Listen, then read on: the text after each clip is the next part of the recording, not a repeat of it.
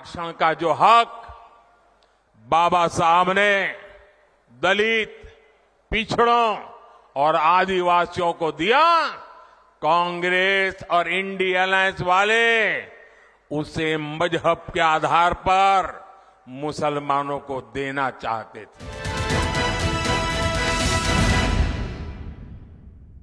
வணக்கம். கேள்விக்களம் நிகழ்ச்சிக்கு உங்களை வரவேற்கிறோம். இது மக்களின் மேடை. நாடாளுமன்ற தேர்தல் பிரச்சாரத்தில் பிரதமர் மோடி போகிற இடங்கள் எல்லாம் சர்ச்சைக்குரிய விஷயங்களை தொடர்ந்து பேசிக்கிட்டே இருக்காரு. குறிப்பாக இஸ்லாமியர்கள் குறித்து அவர் பேசின பேச்சு அப்படிங்கிறது அடுத்தடுத்த சர்ச்சைகளை தொடர்ந்து உண்டாக்கிட்டே இருக்குது. குறிப்பாக இஸ்லாமியர்களை பற்றி அவர் பேசும்போது ஊடுருவியர்கள் அப்படின்னு சொல்லி ஒரு வார்த்தையை குறிப்பிட்டு பேசுகிறார். அதாவது காங்கிரஸோட ஆட்சியில் தான் தேசத்தோட பெரும் செல்வத்தை இஸ்லாமியர்களுக்கே தாரை வார்த்து கொடுத்துட்டாங்க அப்படிங்கிற ஒரு விஷயத்தை அவர் குறிப்பிட்டு பேசுகிறாரு. இதற்கு கடுமையான எதிர்ப்புகள் காட்டப்பட்ட சூழலும் கூட அதை பற்றியெல்லாம் கவலையே படாமல் திரும்பவும் ஒரு வெறுப்பை உமிழ்ந்திருக்காரு அப்படின்னு சொல்லி தான் சொல்லணும். காங்கிரஸ் மக்களோட செல்வத்தை பறித்திடும் அப்படின்னு சொல்லி இப்போ அடுத்த ஒரு கூட்டத்திலையும் திரும்பவும் பேசியிருக்காரு பிரதமர் மோடி. இதுக்கெல்லாம் காங்கிரஸ் கடுமையான பதிலடிகளை தொடர்ந்து கொடுத்துக்கிட்டே இருக்குது. உண்மையை பேசுனதுனால தான் பிரதமர் மோடிக்கு இப்படி காங்கிரஸ் மேலே ஒரு அச்சம் வந்திருக்குது அப்படின்னு சொல்லி காங்கிரஸ் சொல்லுது. பொய்க்கு மேலே பொய் பேசிகிட்டு இருக்கக்கூடிய பிரதமர் அவர். அது மட்டும் இல்லை, மோடி போல ஒரு அடாவடியான பிரதமரை பார்த்ததே இல்லை அப்படின்னு சொல்லி சிதம்பரம் கூட குறிப்பிட்டிருக்காரு. முதலமைச்சர் மு.க. ஸ்டாலினும் கூட இது தொடர்பாக ஒரு ரியாக்ட் பண்ணியிருக்காரு. அதாவது தோல்வி பயத்தால் தான் இப்படியான வெறுப்பு வார்த்தைகளை தொடர்ந்து பிரதமர் மோடி உமிழ்ந்துக்கிட்டே இருக்காரு அப்படின்னு சொல்லி முதலமைச்சர் மு.க. ஸ்டாலின் குறிப்பிட்டிருக்காரு. இஸ்லாமியர்கள் குறித்து ஒரு சர்ச்சை வந்தபோதும் கூட ஏன் மீண்டும் மீண்டும் அதை பற்றியே மோடி பேசிகிட்டு இருக்காரு அப்படிங்கிறது தான் பிரதானமான கேள்வி அந்த நேரத்தில் எழுந்திருக்குது. இது தொடர்பாக தான் இன்றைய கேள்விகள் நிகழ்ச்சியில் விரிவாக பேசியிருக்கோம். விவாதத்தில் பங்கேற்க பத்திரிகையாளர் இந்திரகுமார் தேரடி, திராவிட முன்னேற்ற கழகத்திலிருந்து மதிவாணன் பன்னீர்செல்வம், அதே போல் வழக்கறிஞர் ஏபி மணிகண்டன், இன்னும் சற்று நேரத்தில் காங்கிரஸ் கட்சியிலிருந்து ஹசீனா சையத், அதே போல் பாரதிய ஜனதா கட்சியிலிருந்து புரட்சி கவிதாசன் இணையிருக்காங்க. அனைவருக்கும் வணக்கம். நான் இந்திரகுமார்லேருந்து நிகழ்ச்சியை தொடங்கலாம் அப்படின்னு நினைக்கிறேன். ஒரு சர்ச்சை வந்துருச்சு, ஓகே, இஸ்லாமியர்களை பற்றி ஒரு சர்ச்சை வந்துருச்சு. பிரதமர் தெரிஞ்சு பேசினாரோ தெரியாமல் பேசினாரோ தெரியல, ஒரு சர்ச்சை வந்துருச்சு. எதிர்ப்புகள் கிளம்பிருச்சு, பல கண்டனங்கள், தேர்தல் ஆணையத்துக்கு புகார் அப்படின்னு சொல்லி எல்லாம் போயிட்டே இருக்குது. ஆனால் அப்படி இருந்துமே கூட அதை பற்றி எந்த ரியாக்ஷனும் கொடுக்காம திரும்பவும் அதே விஷயத்துக்கு நிற்கிறாரு. இதை எப்படி புரிஞ்சுக்கிறது? இல்லை, முதல்ல பாஜகவுக்கு உள்ள ஒருத்தர் இருக்கிறாரு அப்படின்னாலே அவர்கள் கூச்ச நீக்கம் செய்யப்பட்டவர்களாக இருப்பார்கள். அவர்களுக்கு எந்த விஷயத்தை பற்றிய கூச்சமும் இருக்காது, பொய் சொல்லுவதற்கு எந்த கூச்சமும் இருக்கக்கூடாது. அப்படி ஒருத்தர் தான் பாஜகவில் எந்த பிரதான பொறுப்புலையும் இருக்க முடியும். பிரதமர் பேசுவது பிரதமரே பேசுவது தான் ரொம்ப வியப்பாக இருக்குது. பிரதமரே எப்படி இப்படி பேசலாம்னு பலருடைய ரியாக்ஷன்ஸை பார்க்க முடிகிறது. இந்த பிரதமர்கிட்டருந்து வேற என்ன எதிர்பார்க்க முடியுன்றது தான் எனக்கு புரியல. இந்த பிரதமர் 2002 குஜராத்தில் நடத்தியது என்ன? இவருடைய ஆட்சியின் கீழே அத்தனை இஸ்லாமியர்கள் படுகொலை செய்யப்பட்டிருக்கிறார்கள், கருவறுக்கப்பட்டிருக்கிறார்கள், அவர்களுடைய இல்லம் புகுந்து வெட்டி வீசப்பட்டிருக்கிறார்கள், தீக்கிரையாக்கப்பட்டிருக்கின்றன வீடுகள், சூறையாடப்பட்டன அவருடைய சொத்துக்கள். இவ்வளவையும் நடத்திய ஒரு முதலமைச்சராக இருந்தவர் இன்றைக்கு பிரதமராக வர்றாரு. சரி, பிரதமராக வந்ததற்கு பிறகாவது அவர் நல்ல ஆட்சியை தந்தாரா, இந்தியர்களுக்கான ஆட்சியை தந்தாரா அப்படின்னா இல்லை. பிரதமராக வந்ததற்கு பிறகும் அவர் என்ன செய்கிறாரு? இந்தியா முழுவதும் இருக்கக்கூடிய மக்களை துண்டாடும் நோக்கில் செயல்பட்டு கொண்டிருக்கிறார். மணிப்பூரில் நடைபெற்ற கலவரத்தை நம்ம பார்த்தோம். ஒன்றும் இல்லை, சமீபத்தில் தமிழ்நாட்டில் வெள்ளம் வந்தபோது நம்ம நிவாரண நிதி கேட்டால் அவர் கொடுக்க மாட்டேன்னாரு. ஆனால் கர்நாடகாவில் வறட்சி நிவாரணம் கேட்கும் பொழுது நேற்று கோர்ட்டில் சொல்லியிருக்கிறாங்க, நாங்கள் இந்த வறட்சி நிவாரணத்தை கொடுப்பதற்காக ஸ்பெஷல் பெர்மிஷன்ஸை எலெக்ஷன் கமிஷன்ஸை கேட்டு வாங்கி வச்சிருக்கிறோம், அதனால் we will do our best அப்படின்னு சொல்லிட்டு நேற்றைக்கு சொல்லியிருக்கிறார்கள். ஏன் தமிழ்நாட்டுக்கு அப்படியான ஒன்றை கொடுக்க முடியல? அப்போது பாரபட்சத்தை காட்டுவது, இந்தியர்களை பாகுபடுத்தி பார்ப்பது, இந்தியாவில் இருக்கக்கூடிய பெண்களை இழிவுபடுத்தும் நோக்கத்தில் செயல்படுவது இந்த அரசு தானே தவிர இவர்கள் அற்று வேறு ஒருவர் வந்துவிட்டால் இது நடக்குமா அப்படின்ற கேள்விதான்.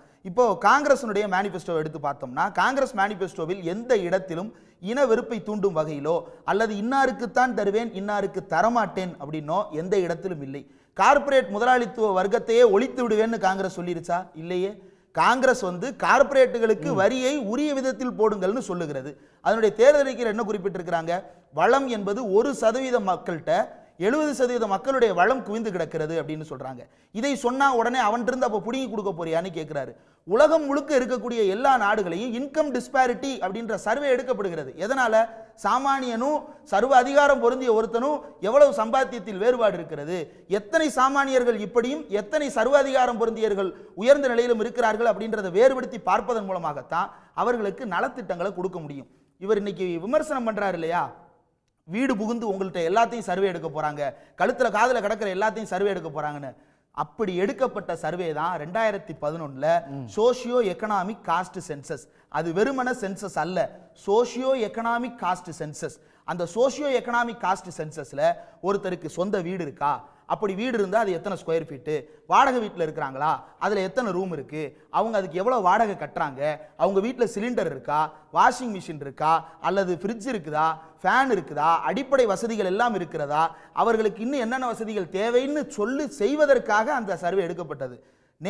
ஒன்றும் இல்லை, இந்த பிரதம மந்திரி அனௌன்ஸ் பண்ணியிருக்கக்கூடிய திட்டங்கள் இருக்கு இல்லையா, இவர் உஜ்வாலா திட்டம்ன்றாரு, PMAOன்றாரு, இந்த எல்லா திட்டத்திலையும் ஐடென்டிஃபிகேஷன் ஆஃப் பெனிஃபிஷரின்னு ஒரு இது இருக்கும். அந்த ஐடென்டிஃபிகேஷன் ஆஃப் பெனிஃபிஷரியில் போய் பார்த்தீங்கன்னா தெளிவாக குறிப்பிட்டிருப்பார்கள், it is in accordance with SECC socio economic caste census 2011. அப்போ ஒரு திட்டத்தை செயல்படுத்த வேணும், மக்கள் மத்தியில் இருக்கக்கூடிய பொருளாதார ஏற்றத்தாழ்வுகளை தீர்க்கணும்னா அவங்க வீட்டில் இருக்கக்கூடிய என்னென்ன வளம் இருக்கிறது என்பதை கணக்கெடுக்காமல், எப்படி வளம் மிக்க ஒருத்தர் தண்டம் என்ன வளம் இருக்கிறது அப்படின்றத இன்கம் டாக்ஸ்ல டிபார்ட்மெண்ட்ல இது பண்றாரு, டிக்ளேர் பண்றாரு. வளம் இல்லாத ஒருத்தர் இன்கம் டாக்ஸுக்கு எந்த விதமான இது இல்லாம இருக்கிறாரு, அப்ப அவர்கிட்ட என்ன இருக்குன்னு தெரியாம என்ன திட்டத்தை கொடுக்க முடியும்? அப்ப அந்த சர்வே எடுக்கலாம்னு சொன்னா இவர் என்ன பேசுறாரு, உடனே உங்கள்கிட்ட இருக்கிறத பூரா புடிங்கி கொடுக்க போறாங்க, உங்கள்கிட்ட தாலி இருக்க போறாங்க. உண்மையிலே தாலி எடுத்தது எந்த அரசு? இந்த அரசாங்கம் தான் மக்களுடைய தாலியை எடுத்து கொண்டிருக்கிறது. ஒண்ணும் இல்ல, கோயம்பேடு மார்க்கெட்டுக்கு வாங்க, என் கூட அன்றாடம் ஏழை மக்கள் வாழுகின்ற பகுதிகளுக்கு வாங்க. இவர் நேற்று பேசுறாரு அதிகம் பிள்ளை பெற்றுக் கொள்ளுபவர்கள்னு. நான் என்னுடைய ஊடகத்தில் நான் ஒரு பேட்டி எடுக்கிறதுக்காக மக்கள்கிட்ட போறேன். ஒருத்தர் அழகா சொன்னார் ஒரு வார்த்தை, மக்கள் பிள்ளை பெற்றிருக்கலாம் ஒரு காலத்துல, எந்த சமுதாயத்தை சேர்ந்தவங்களும் பிள்ளை பெற்றிருக்கலாம். ஆனா இன்னைக்கு இருக்கிற சூழ்நிலையில ஒருத்தன் பிள்ளையே பெற்றுக்க கூடாதுன்னு தான் நினைப்பான். ஏன்னா நீ விற்கிற அரிசி விலை அப்படி இருக்கு, பருப்பு விலை அப்படி இருக்கு, பெட்ரோல் டீசல் விலை அப்படி இருக்கு.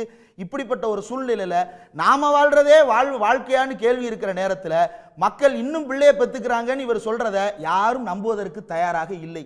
அப்போ ஒரு வெறுப்பு பிரச்சாரத்தை தேவையில்லாமல் கட்டமைத்து இந்துக்களுக்கு ஏதோ பிரச்சனை அப்படின்றது போல சித்தரிக்கிறார். இன்னும் கூடுதலா ஒரே ஒரு பாயிண்ட், இன்னைக்கு ரொம்ப ஆதங்கப்பட்டு ஒன்று பேசுறாரு. இப்போ கூட நீங்க லீடுல போட்டீங்க சார், அம்பேத்கர் வழங்கிய இடஒதுக்கீட்டு உரிமையை காங்கிரஸ் பறிக்க பார்க்கிறது அப்படின்னு சொல்லிட்டு.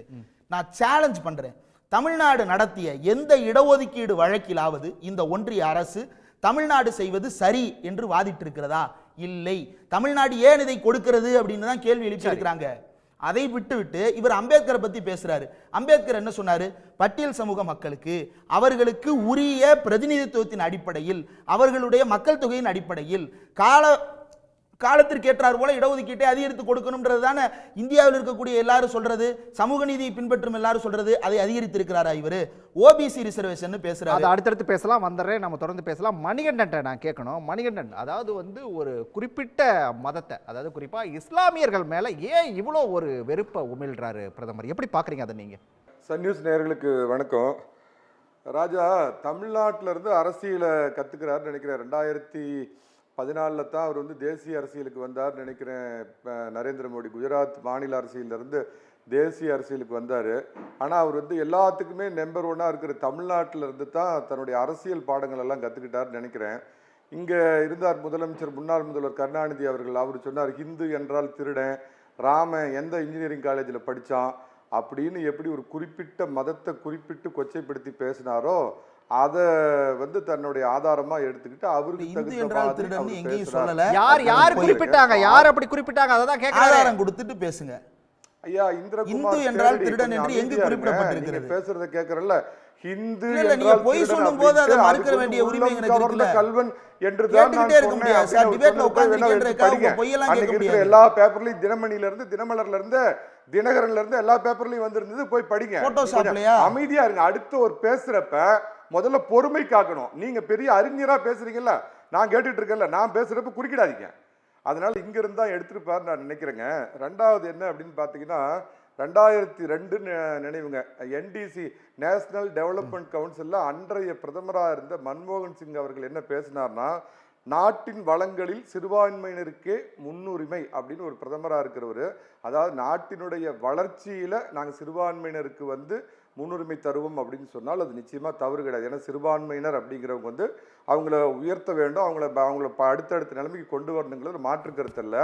ஆனால் அவர் சொன்னது என்ன சொன்னார்னா, நாட்டின் வளங்களில் சிறுபான்மையினருக்கு முன்னுரிமை கொடுப்போம் அப்படின்னு சொல்லி அன்றைய பிரதமர் மன்மோகன் சிங் பேசினாரு. அப்படியே இப்போ வாங்க, சமீபத்தில் தெலுங்கானாவில் காங்கிரஸ் கட்சி தன்னுடைய தேர்தல் அறிக்கையை வெளியிடுறாங்க. அந்த தேர்தல் அறிக்கையில் ராகுல் காந்தி என்ன சொல்றாரு அப்படின்னு பார்த்தீங்கன்னா, ஜாதிவாரி கணக்கெடுப்பை நாங்கள் நடத்தி முடித்து விட்டு financial and institution survey will be conducted அப்படின்னு சொல்றார். அதில் ஃபைனான்சியல் அண்டு இன்ஸ்டிடியூஷன் சர்வே, நாட்டின் வளம் அப்படிங்கிறத பற்றி எதுவுமே குறிப்பிடாமல் பொத்தாம்பொதுவாக என்ன சொல்கிறாங்கன்னா, நாட்டின் வளம் அதை பற்றி நாங்கள் சர்வே எடுப்போம் அப்படின்னு சொன்னால், எப்படி சிஏஏ சட்டம் அப்படிங்கிறது வெளியிலிருந்து ஊடுருவனுங்களுக்காக கொண்டு வரப்பட்ட சட்டம், அது இங்கே உள்ளவங்களுக்கு அல்ல அப்படின்னு மத்தியில் பொறுப்பில் இருக்கிற பாஜக பல முறை சொல்லி கூட இல்லை இங்கே இருக்கிற சிறுபான்மையினரைத்தான் பாதிக்க போகுது, பாய் பக்கத்து வீட்டு பாய் உங்களை வெளியேற்ற போகிறாங்க, மாமன் மச்சானா பழகிட்டு இருந்த உங்களை வெளியேற்ற கொண்டு வராங்கன்னு நீங்களா ஒரு இன்டர்பிரிட்டேஷன் எடுத்துக்கிட்டு எதிர்கட்சி பேசுனீங்களோ, நாட்டின் வளம் அப்படிங்கிற வார்த்தைக்கு மோடி ஒரு விதமான இன்டர்பிரிட்டேஷன் எடுத்துக்கிறாரு. அதே மாதிரி பார்த்தீங்கன்னா, அவர் ஒரு தேர்தல் பிரச்சார உரையில் என்ன சொன்னார்னா, வெளிநாட்டில் பதுக்கி வைக்கிருக்கும் மொத்த கருப்பு பணத்தையும் கணக்கில் எடுத்தோம்னா ஒவ்வொருத்தருக்கும் 15 லட்சம் ரூபா கொடுக்கலாம், அந்த அளவுக்கு கருப்பு பணம் வெளிநாட்டில் இருக்குதுன்னு அவர் சொன்னதை எதிர்கட்சிகள் எப்படி தங்களுக்கு வசதியா மோடி 15 லட்சம் ரூபாய் ஒவ்வொருத்தர் ஒரே ஒரு கேள்வி, ஒரே ஒரு குறுக்கீடு நான் தான் இல்ல, உண்மைக்கு மாறான ஒரு மணிகண்டன் நான் தான் குறுக்கிடுறேன் உங்ககிட்ட. இப்ப இந்த விஷயத்துல உங்களோட கருத்து அப்படிங்கிறது பிரதமர் பேசுறதுல எந்த தப்பு இல்ல, சரியா தான் பேசியிருக்காருன்னு சொல்ல வரீங்களா? நான் பிரதமர் பேசுனது நான் முடிக்கல, பிரதமர் பேசுனது சரின்னு சொல்லல. நாட்டினுடைய ஒரு உச்ச பொறுப்பில் இருக்கக்கூடிய பிரதமராக எல்லாத்துக்கும் பொதுவானவராக இருக்கக்கூடியவர் ஒரு இஸ்லாம் மதத்தை குறிப்பிட்டோ இல்லை வேற மதத்தை குறிப்பிட்டோ இப்படி பேசியிருந்தார்னா அது கண்டிக்கத்தக்கது, கடுமையாக கண்டிக்கத்தக்கதுங்கிறதுல எனக்கு மாற்று கருத்தே இல்லை. ஆனால் இங்கு அதே அப்படியே அப்ளை பண்ணுங்க. உதயநிதிங்கிற அமைச்சராக இருக்கிற ஒருத்தர் நாங்கள் வந்தால் கொசுவை ஒழிக்கிற மாதிரி மலேரியாவை ஒழிக்கிற மாதிரி நாங்கள் சனாதன தர்மம் என்ற இந்து மதத்தை ஒழிப்போம் அப்படின்னு சொன்னதுக்கும் கொதிச்சிங்கன்னா ஆதாரம் இல்லாத குற்றச்சாட்டை அடுக்க வேணாம். எதுக்கும் நீங்க இந்த மொட்டை தலைக்கு முழங்காலுக்கு முடிச்சு போட சொல்லுவாங்களா, அந்த மாதிரி போடாதீங்க. இல்ல உதயநிதி பேசி உச்ச நீதிமன்றமே அவருக்கு அறிவுரை கொடுத்திருக்குதா, ஒரு உயர்ந்த பொறுப்பில் இருக்கக்கூடிய அமைச்சர் இந்த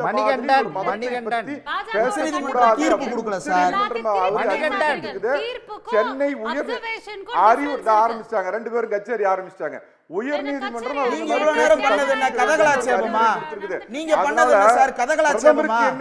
பிரதமருக்கு என்ன நீதியோ உதயநிதிக்கும் அதே நீதி. ஒரு அமைச்சராக பிரதமரா இருக்கிற மோடிக்கும் அதே தான். மோடியை கண்டிக்கிறேன், உதயநிதியும் கண்டிக்கிறேன். இதை கண்டிக்க சொல்லுங்க பார்க்கலாம். மோடி பேசுறது வெறுப்பு பேச்சு. மோடி அம்மா ஆரம்பிச்சீங்களாமா, உங்க டைம் பேசுங்கம்மா தயவு.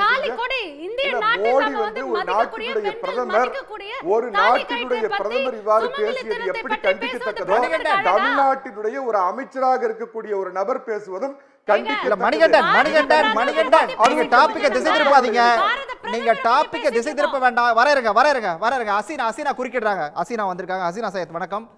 இந்த பிரதமரோட பேச்சை எப்படி பாக்குறீங்க? அதாவது ஒரு மாண்பே இல்லாத மாண்புமிகு பாரத பிரதமர் போல் அவர் செயல்பட்டு கொண்டிருக்கிறார். இது வன்மையாக கண்டிக்கத்தக்கது. அகில இந்திய மகளிர் காங்கிரஸ் சார்பாகவும் தமிழக மகளிர் காங்கிரஸ் சார்பாகவும் நாங்கள் பெண்களுக்கு ஏற்பட்ட இழிவாக தான் இதை நாங்கள் கருதுகிறோம். மற்றும் பாஜகவை சார்ந்த நமது மாண்புமிகு பாரத பிரதமரை வன்மையாக நாங்கள் கண்டிக்கிறோம். ஒரு பெண், அதாவது நம்மளுடைய இந்திய நாட்டிற்கு என்று ஒரு கலாச்சாரம் உண்டு. வேற்றுமையில் ஒற்றுமை என்பது நமது கலாச்சாரம். ஒவ்வொரு இந்திய பெண்ணிற்கும் தன் கணவர் எந்த அளவுக்கு முக்கியமோ அந்த அளவுக்கு அவர்கள் தங்களுடைய மங்கள் சூத்திரன் அப்படின்னு அவர் சொல்லப்படக்கூடிய தாலி கொடிக்கு அந்த அளவுக்கு ஒரு முக்கியமான ஒரு முக்கியத்துவம் கொடுக்கிறார்கள். அந்த தாலி கொடியை கொச்சப்படுத்தும் அளவுக்கு பேசுவதற்கு பாரத பிரதமருக்கு என்ன வந்துவிட்டது என்று தெரியவில்லை. ஏனென்றால் இன்று நாட்டின் பொருளாதாரம் அப்படி இருக்கிறதோ, உங்களுடைய தலைமையின் கீழ் 10 வருட காலத்தில் பொருளாதாரம் அப்படி இருக்கிறதோ, இந்திய நாட்டு பெண்கள் தாலி செயினை அடகு வைத்துதான் நாங்கள் வீடை நடத்த வேண்டிய சிச்சுவேஷன் இருக்கிறதுனால நீங்க தாலி செயினை பத்தி அப்படி பேசுறீங்க. திரித்து பேசாதீர்கள் பாரத பிரதமரே. இதுல காங்கிரஸ் மேனிஃபெஸ்டோல சொல்லப்பட்டிருக்கிறது ஒன்று, நீங்கள் திரித்து பேசுவது ஒன்று. அதனால நீங்க இத மாதிரி கடுமையாக பெண்களை அவமதிப்பதை நாங்கள் வன்மையாக கண்டிக்கிறோம். தாலிக்கு என்று ஒரு மாண்பு உண்டு, ஒரு மரபு உண்டு. இது நீங்கள் ஜசோதாபேனோட வாழ்ந்திருந்தீர்கள் என்றால், அந்த அம்மையார் உங்களுக்கு வரலட்சுமி நோன்பு என்றால் என்ன, தாலி செயின் என்றால் என்ன, தாலி கொடிக்கு எந்த அளவுக்கு அளவுக்கு மகத்துவம் உள்ளது அப்படின்னா அவங்க வந்து உங்களுக்கு சொல்லி கொடுத்திருப்பாங்க. அதை வச்சு நீங்க தெரிந்து கொண்டிருந்திருக்கலாம். அப்படி ஒரு பழக்க வழக்கமே இல்லாத நீங்கள் இந்திய நாட்டு பெண்கள் மதிக்கக்கூடிய தாலி கயிற்றை பத்தி நீங்கள் இப்படி பேசுவது election code of conduct, election code of ரூல்ஸ்க்கு அகைன்ஸ்ட் ஆனது. எலெக்ஷன் கமிஷன் தூங்கி கொண்டிருக்கிறதா என்று தெரியவில்லை. பாராளுமன்ற தேர்தல் நடந்து கொண்டிருக்கிறது. பல மாநிலங்களில் சட்டமன்ற தேர்தலும் சேர்ந்தே நடந்து கொண்டிருக்கும் இந்த தருணத்தில் நீங்கள் மதவெறியை உண்டு பண்ணுவது போல இல்ல ஒரே விஷயம் தான், ஒரே ஒரு விஷயம் தான். நீங்க வரதுக்கு முன்னாடி இந்திரகுமார் இந்த கேள்வியை நான் கேட்டேன். அதாவது வந்து இஸ்லாமியர்கள் குறித்து ஒரு சர்ச்சை வந்துருச்சு, அதுக்கு வந்து கண்டனங்களும் பதிவாயிட்டே இருக்கு தொடர்ந்து. ஆனாலும் திரும்ப திரும்ப அதே விஷயத்தை ஏன் பிரதமர் பேசுறாரு? அதாவது வந்து அவருக்கு தேவை ஓட்டரசியல். அவர் என்ன நினைக்கிறாருன்னா ஹிந்து அப்படிங்கிற கூடிய ஹிந்து ராஷ்டிர அப்படின்னப்படக்கூடிய ஆர்எஸ்எஸ் ஓட சித்தாந்தத்தை புகுத்து அந்த மெஜாரிட்டேரியன்ஸோட ஓட்டை மட்டும் வாங்கிக்கலாமா அப்படின்னு நினைக்கிறாரு. ஆனா இப்ப தாலி செயினை குறிப்பிடும் போது அவர் ஹிந்துக்களோட சென்டிமெண்ட்டும் அடங்கும், அந்த தாலி செயின் இல்ல கிறிஸ்தவரோட சென்டிமெண்ட்டும் அடங்கும், இஸ்லாமியர்களோட சென்டிமெண்ட்டும் அடங்கும். அது போலவே பாத்தீங்கன்னா தொடர்ச்சியா இஸ்லாமியர்கள் மேல வந்து ஒரு தாக்கம், அதாவது அவருக்கு என்ன அப்படி வந்து ஒரு வெறுப்புணர்ச்சின்னு தெரியல. இவ்வளவு பெரிய பொசிஷன் அட்டெண்ட் பண்ணிட்டவர் அந்த மாண்பே இல்லாமல் நடந்து கொள்கிறார். ஒரு பாரத பிரதமர் என்றால் இந்தியன் கான்ஸ்டிடியூஷன்ல நீங்க ஒரு ஹையஸ்ட் ஆஃப் அத்தாரிட்டியில இருக்கீங்க. பட் நீங்க வந்து மதவெறியை தூண்டுவது போல இஸ்லாமியர்கள் அதிகப்படியா குழந்தைய பெத்துக்கிறாங்க, இஸ்லாமியர்கள் இப்படி இஸ்லாமியர்கள் அப்படி அப்படின்னா நீங்க உங்க அம்மாக்கு எத்தனாவது குழந்தை நீங்க சொல்லுங்க? உங்களுக்கு எத்தனை அண்ணன்கள், உங்களுக்கு எத்தனை சகோதரர்கள், எத்தனை சகோதரிகள் அப்படின்ட்டு நீங்க குறிப்பிடுங்க. அப்ப உங்களோட அம்மா அப்பா எத்தனை குழந்தை பெத்துக்கிட்டாங்க? சோ இத மாதிரிலாம் பாரத பிரதமர் பேசுவது வந்து அழகல்ல. நம்மளோட பாரத பிரதமருக்குன்ட்டு ஒரு மாண்பு இருக்கு. அந்த மாண்பை மீறி அவர் பேசலாமான்னா பேசக்கூடாது. அதுவும் எலெக்ஷன் கோட் ஆஃப் கான்டக்ட்ஸ் இருக்கும்போது அவர் எப்படி பேசுறார்? நீங்க இந்த நாட்டுக்கு கொடுத்த வளர்ச்சியை பத்தி பேசுங்க. ஒரு வருடத்துக்கு 2 கோடி வேலை வாய்ப்பு, நீங்க 10 வருடத்துல 20 கோடி வேலை வாய்ப்பை வந்து நீங்க கிரியேட் பண்ணிருக்கணும். பண்ணீங்களா அப்படின்னா இல்ல. சாக்ஷி மல்லிக்கு நீங்க என்ன அநீதி அளித்தீங்க அந்த பைல்வான் பொண்ணுக்கு, அதை பத்தி பேசுங்க. பில்கிஸ் பானு உங்களோட குஜராத்தை உங்களோட சொந்த மாநிலத்தை சார்ந்தவரோட ரேபிஸ்ட், அவங்களை பலாத்காரம் பண்ணவங்களை விடுவித்த போது அவர்களை வந்து சன்ஸ்கிருதவாதிகள், அதாவது வந்து இவங்க தான் என்ன பதில் சொல்றாங்கன்னு கேட்டுருவோம். என்ன பதில் அவர்கள் லட்டு கொடுத்தது உங்க கட்சி. பாஜக நீங்கள் இன்னைக்கு பெண் சுதந்திரம் பத்தியும் 33% உமன் ரிசர்வேஷன் பத்தியும் பேசுவது அப்பட்டமானது. ஆடு நினைக்கிறதே என்று ஓனான் அழுவது போல இருக்கிறது உங்களுடைய பேச்சு. ரைட், பாஜக என்ன பதில் சொல்லுதுன்னு கேட்போம். புரட்சி கவிதாசன் இணைஞ்சிட்டாரு. புரட்சி கவிதாசன் வணக்கம். அதாவது பிரதமரோட பேச்சுக்கு வந்து கடுமையான எதிர்ப்பு அப்படிங்கிறது தொடர்ந்து கிளம்பிட்டே இருக்குது. வளர்ச்சியை பத்தி பேச வேண்டியதானே, இஸ்லாமியர்களை பத்தி இப்படி ஒரு வெறுப்பை காட்டணுமா பேச்சில் அப்படின்னு சொல்லி ஹசீனா கேட்குறாங்க. என்ன சார் பதில்? நான் கேட்கிறேன், சகோதரி ஹசீனா அவர்கள் அல்லது மற்றுமுள்ள நெறியாளர்கள் அல்லது இங்கே இருக்கக்கூடிய இந்த நிகழ்ச்சியுடைய நெறியாளர், தயவு செய்து சொல்லுங்க, மாண்புமிகு பாரத பிரதமர் நரேந்திர மோடி அவருடைய பிரச்சாரத்தில் எங்கேயாவது இந்து, இஸ்லாம், கிறிஸ்டின் குறிப்பிடப்பட்டிருக்கிறதா? ஏன் இப்படி அப்பட்டமாக நீங்கள் துள்ளி குதிக்கிறீங்க? தயவு செய்து இடைமறிக்காதீங்க, தயவு செய்து இடைமறிக்காதீங்க. மாங்கல்ய சூத்ராவுடைய மகிமையை பற்றி பேசக்கூடிய ஹசீனா அவர்கள் யோசிக்க வேண்டும். மாண்புமிகு முதல்வர் ஸ்டாலின் அவருடைய தலைமையில் இருக்கக்கூடிய நிகழ்ச்சியில் இந்து மக்களுடைய புனிதமாக போற்றப்படுகிற, நீங்கள் மற்ற மதங்கள்லாம் திருமணம் என்பது ஒரு சடங்கு, திருமணம் என்பது ஒரு பந்தம், ஒப்பந்தம், திருமணம் என்பது ஒரு பார்ட்னர்ஷிப் அப்படின்னு சொல்லுவாங்க. ஆனால் இந்துக்களில் மட்டும்தான் 7 ஜென்ம உறவு அப்படிம்பாங்க. மறுமணம் செய்யக்கூடாதுக்கு கூட அது ஒரு காரணமாக சொல்லுவாங்க. ஏன்னா அது பாண்ட் வித் பாண்ட், மறுமணத்தை பற்றி கூட நீங்க கமெண்ட் பண்ண வந்துட்டீங்களா? எலும்பும் சதையுமாக இல்ல, எலும்பும் சதையுமாக இணையக்கூடிய இணைப்பு. நீங்க பைபிள்ல சொல்லுவாங்க, அதாவது கடவுளால் சேர்த்து வைக்கப்பட்ட ஜோடிகள் மனிதரால் பிரிக்காதிருப்பாராகமாங்க. ஆனா மற்ற மதங்கள்ல அது ஒரு கான்ட்ராக்ட்னு சொல்லுவாங்க. ஆனா ஹிந்து மதத்துல தான் அது ஒரு ஹோலி பாண்ட். அவன் 7 ஜென்மத்துக்கும் தொடரக்கூடிய புனித பிணைப்பு, 1000 காலத்து பயிர்மாங்க. அந்த தாலி கொடியை அறுக்கிற போராட்டத்தை யார் நடத்தினா? ஹசீனா அவர்கள் எனக்கு விளக்க வேண்டும். தாலியினுடைய மகிமையை, தாலி கொடியுடைய மகிமையை பற்றி மாங்கல்யத்தை சார் அது யார் நடத்துறாங்க கேக்குறாங்க, சொல்லுங்க யார் நடத்துறாங்க, எங்க நடந்தது? இல்ல இந்த உங்க திராவிட மணிப்பூர்ல நடந்தது, நம்முடைய வீரமணி அவர்கள் நடத்தினார்கள். அந்த வீரமணி உங்களுடைய பிரச்சாரகர், அதாவது திமுகவுடைய பிரச்சாரகர். பெரியார் திடலில் தாலி அறுப்பு போராட்டம் நடத்தவில்லையா? நாங்க கேட்டோம், ஏன் அப்படியே வந்து பக்கத்துல திமுக காரங்க வீட்டுல எல்லாம் போய் தாலி அறுப்பு போராட்டம் நடத்த முடியுமா? உங்களுக்கு தைரியம் இருக்கான்னு கேட்டோம். அதான் சார், மணிப்பூர்ல நீங்க தாலியை அறுக்கிறது வெளிப்படையாக அந்த பெண்களோட தாலி அறுத்தீங்க அப்படிங்கிறது நடக்கல. புண்படுத்தியது இருக்கக்கூடிய இந்த திராவிட இயக்கம் தாலியை மறுத்து சுயமரியாதை திருமணம் செய்து கொண்டார்களே தவிர யார் தாலியை யாரும் மறுக்கவில்லை. பொய் சொல்லாதீங்க. தாலி மறுப்பு அப்படிங்கிறது வேற, அது அவங்க சடங்கு, அவங்களோட உரிமை சம்பந்தப்பட்டது. வழக்கம் சார், தாலி அறுப்பு அது அவங்க சம்பந்தப்பட்டது. இங்க யார் தாலியை யாரு அறுக்கல. நாங்கள் இல்ல ஏங்க அல்ல தாலி அறுப்பு போராட்டம் என்றே நடத்தினார்கள். இப்ப அண்மையில கூட பெரியார் திடலில் நடந்தது. அதை இந்த திராவிட கூட்டம் ஆதரித்துக் கொண்டிருக்கிறது. திமுக, திக, மதிமுக, எல்லாரும் விசிக, அனைத்து இந்த திராவிட இயக்கத்தினுடைய கூட்டணி கட்சிகள் எல்லாம் கூடி கூடி கும்மி அடித்து வரவேற்கிறார்கள். அதனால ஒரு விஷயத்தை தெளிவா புரிஞ்சுக்கோங்க. தாலி மறுப்புங்கிறது வேற, நீங்க தாலி அறுப்புன்னு சொல்லாதீங்க. இந்துக்கள் மேல பாசம் வர்றது, இந்த போலி பாசம் எல்லாம் வேணாங்க.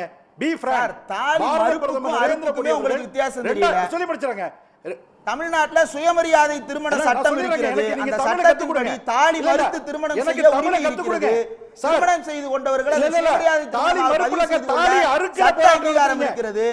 தெரியாம நீங்க பேசுறீங்க. பூணுல இருக்கிற போராட்டம் நடத்தியது நீங்கள். அப்படியே தாலி அறுப்பு போராட்டம் நடத்தியது நீங்க. சார் இங்க மோடிக்கு வாங்க சார். நான் ஒரு கேள்வி கேட்டா நீங்க டைவர்ட் பண்ணி வேற ஒரு பக்கம் போயிட்டு இருக்கீங்க. இங்க வாங்க. மோடி பேசுறதுக்கு வாங்க. நான் சொல்லிறேங்க. 2014 நரேந்திர மோடி அவர்கள் முதல் முறையாக செங்கோட்டையில பாரத பிரதமராக பொறுப்பேற்கிற பொழுது அவர் சொன்ன முதல் வார்த்தை, நான் இந்து அல்ல, கிறிஸ்தவன் அல்ல, முஸ்லீம் அல்ல, அரசியலமைப்பு சட்டத்தை ஏற்படுத்தி கொடுத்த அறிவுச்சுரங்க அம்பேத்கருடைய அரசியலமைப்பு சட்டம்தான் என்னுடைய வேத புத்தகம். எனக்கு பைபிள் கிடையாது, குரான் கிடையாது, பகவத்கீதா கிடையாது. அம்பேத்கருடைய அரசியலமைப்பு சட்டம் தான் என்னுடைய வேத புத்தகம். என்னுடைய மதம் இந்தியன் என்று சொன்னார். அழுத்தம் திருத்தமா அகில உலக பொறுப்பேற்ற நீங்களா மறக்க கூடாது. அதனால பிரதமர் வந்து இந்தியன் என்கிற ஒரு மதத்தை சார்ந்தவர்.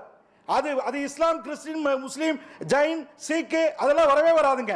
அவர் தீவிரமாக இருக்கிறார். அவர் தன்னை பாரதியன் என்று அடையாளப்படுத்துகிறார். அவர் தன்னை இந்தியன் என்று அடையாளப்படுத்துகிறார். இந்தியராச்சே, எதுக்காக முஸ்லிம்ஸை எக்ஸ்க்ளூட் பண்ணணும்? சிஏஏல எல்லா மதத்தையும் சர்வ மதத்தையும் ஏற்றுக்கிட வேண்டியதானே? எந்த முஸ்லீமை எக்ஸ்க்ளூட் பண்றாங்க? இந்திய முஸ்லிம்களையா? இந்திய முஸ்லிம்களையா? பாகிஸ்தான்ல இருந்து வர்ற ஹிந்து உறவு, பங்களாதேஷ் ஹிந்து உறவு, ஆனா ஸ்ரீலங்கா ஹிந்து பகை, ஸ்ரீலங்கா முஸ்லிம் பகை, பங்களாதேஷ் முஸ்லிம் பகை.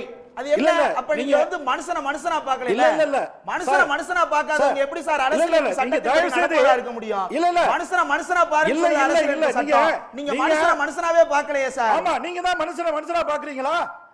மனுஷனா நீங்க பாக்குறீங்க. ஹைகோர்ட்ல வந்து ஒரு பட்டியல் சமூகத்தை சேர்ந்தவன் ஜட்ஜானா நாங்க போட்ட பிச்சைன்னு சொன்னவங்க நீங்க. உங்களுக்கு என்ன சார் அருகதை இருக்கு?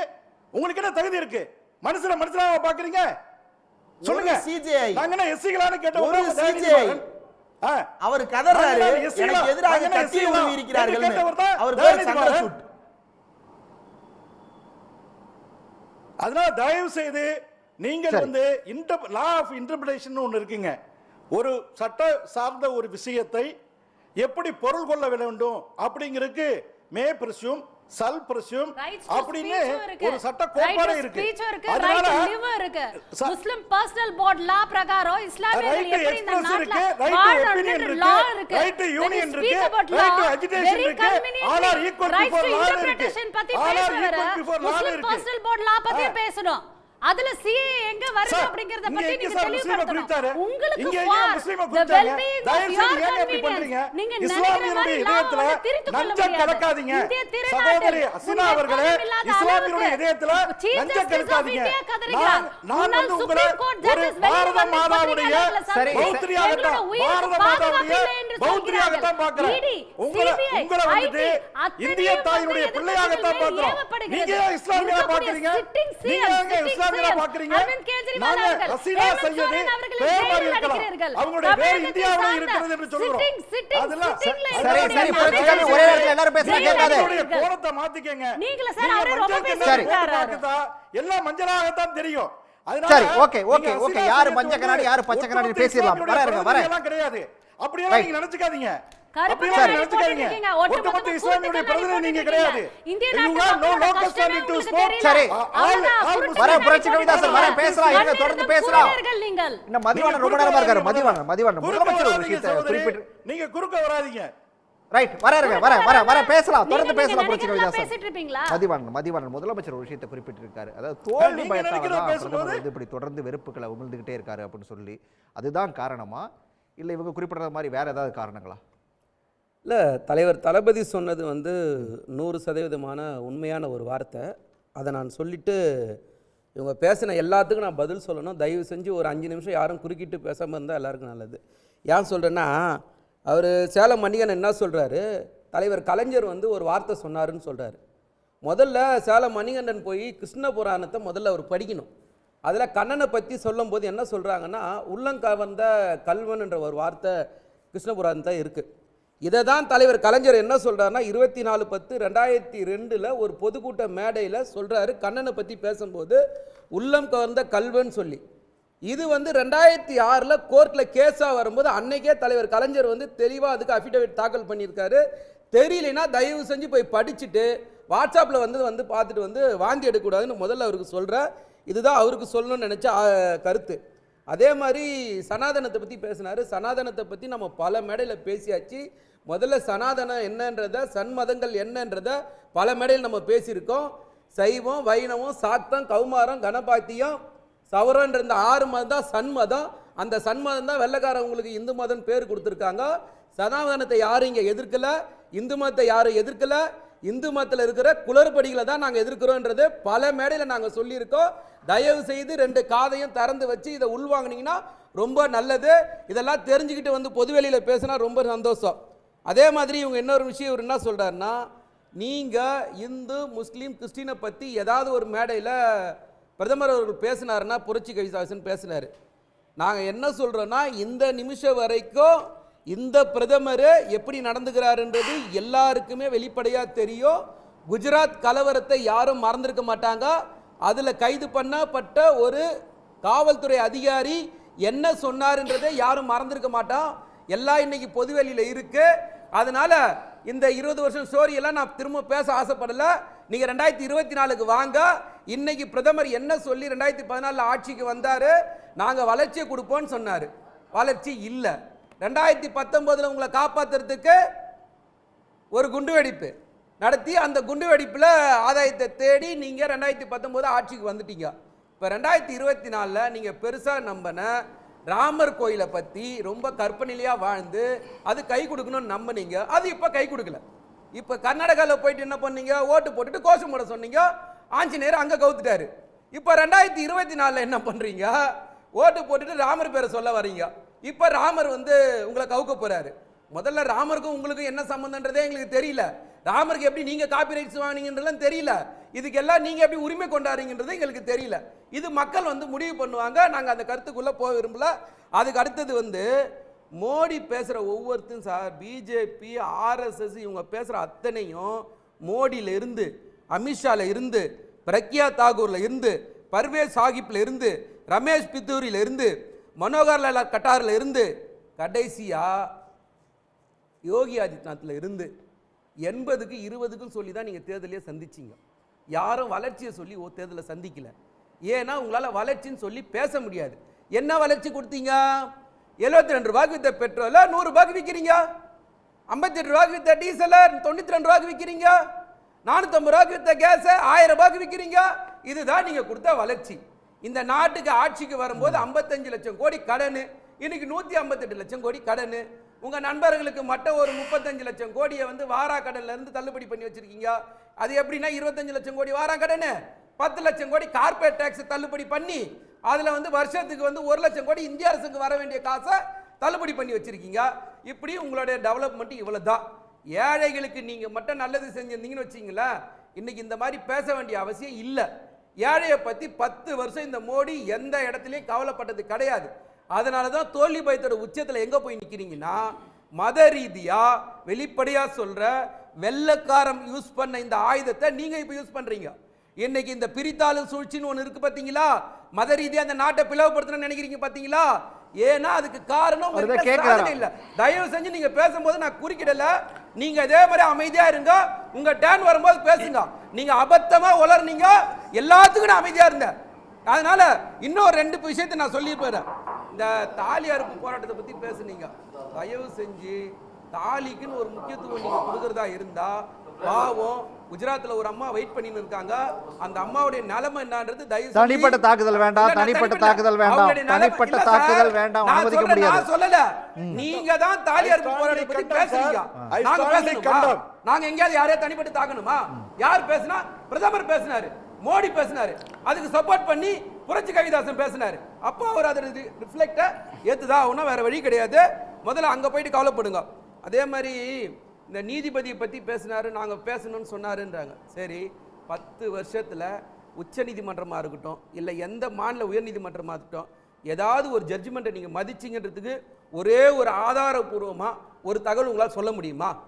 தேர்தல் பாண்டு வழக்குல இருந்து 7 லட்சம் கோடி ஊழல்ல இருந்து எல்லாம், ரஃபேல் ஊழல்ல இருந்து எல்லாத்துக்குமே நான் என்ன கேட்கிறேன் சார், மன்மோகன் சிங் பேசினார்னு ஒரு விஷயம் சொல்றீங்கல்ல, அது என்னைக்கு நடந்தது? 2006ல தேசிய வளர்ச்சி கவுன்சில் கூட்டத்தில் ஒரு விஷயத்தை பேசுறாரு சார். 2006ல பேசுனத 2024ல திரிக்க வேண்டிய அவசியம் என்ன? இதே பிரதமர், நல்ல ஒரே நிமிஷம், இதே பிரதமர் 2014லயும் தேர்தலில் நின்னார். அன்னைக்கு எங்க போயிருந்தாரு? 2019 இவரும் தான் தேர்தலில் நின்றாரு. அன்னைக்கு எங்க போயிருந்தாரு? இன்னைக்கு என்ன புதுசா அப்படின்னா என்ன விஷயம்னா, பேசாத ஒரு விஷயத்தை பேசின மாதிரி திருச்சி பேசலான்ற அவநம்பிக்கை அவருக்கு. அவருக்கு விஷயம் புரியல. இன்னைக்கு காலம் மாறி போச்சு, எல்லார் கையிலும் மொபைல் இருக்கு, எல்லார் கையிலும் டேட்டாஸ் இருக்கு, உடனே எடுத்து போட்டு பார்த்துருவாங்கன்னு தெரியாம மோடி என்ன சொல்லிட்டாருன்னா, போற வழியில 4ஆம் தர பேச்சாளர் பேசுவாங்கல்ல, அந்த மாதிரி பேசிட்டு போயிட்டார். இன்னைக்கு இதோட ரிஃப்ளெக்ட் அவருக்கு தெரியல சார். இன்னைக்கு ஹரியானால இருந்து, குஜராத்ல இருந்து, மத்திய பிரதேசல இருந்து, ராஜஸ்தான்ல இருந்து, உத்தரப்பிரதேசல இருந்து, இன்னைக்கு பிரச்சனை எங்க இருக்கு? ராஜ்புத் சமூகத்தை பத்தி பேசின ஒரு கேண்டிடேட்டை பத்தி இன்னைக்கு ஒட்டுமொத்த வட மாநிலங்களும் மோடியை புறக்கணிக்க தயாராயிட்டாங்க. அதுக்கு நீங்க என்ன பண்றீங்க? அதை நேரடியா சந்திக்க திராணி இல்லாம பிரச்சனைகளை திசை திருப்ப பாக்குறீங்க. நீங்க இந்த நாட்டுல முதல்ல மெஜாரிட்டி மைனாரிட்டின்னு பேச ஆரம்பிச்சது ஆர்எஸ்எஸ் பிஜேபியா இல்ல வேற கட்சிகளா? தேர்தல் அறிக்கை பார்த்துட்டு இவர் என்ன சொன்னாரு? முஸ்லீம் லீக் கட்சி தேர்தல் அறிக்கை மாதிரி இருக்குன்னு சொன்னார். என்ன பிரச்சனை உங்களுக்கு?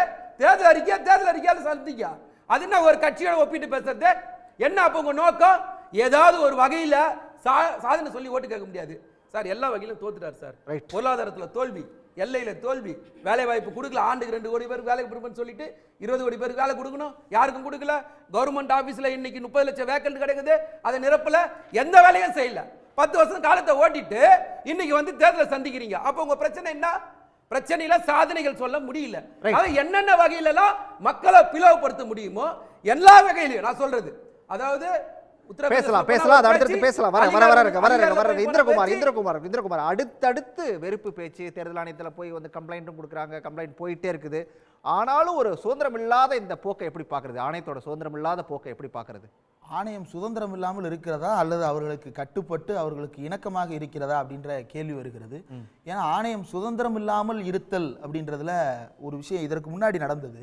ஏற்கனவே 2019 எலெக்ஷன் கேம்பெயினில் மோடி வந்து வெறுப்பு பிரச்சாரம் செய்கிறாருன்னு புகார். அந்த புகாரின் மீது நடவடிக்கை எடுப்பதா வேண்டாமா அப்படின்னு மொத்தம் 3 தேர்தல் ஆணையர்கள், ஒரு தலைமை தேர்தல் ஆணையர் மற்றும் 2 தேர்தல் ஆணையர்கள், இந்த 3 பேரும் சேர்ந்து முடிவெடுத்து அதில் பெரும்பான்மையின் அடிப்படையில் நடவடிக்கை எடுக்கப்படும். அந்த 3 பேர் பேசுகிறப்ப 2 பேர் வந்து நடவடிக்கை தேவையில்லை மோடியின் மீதுன்னு சொல்கிறாங்க.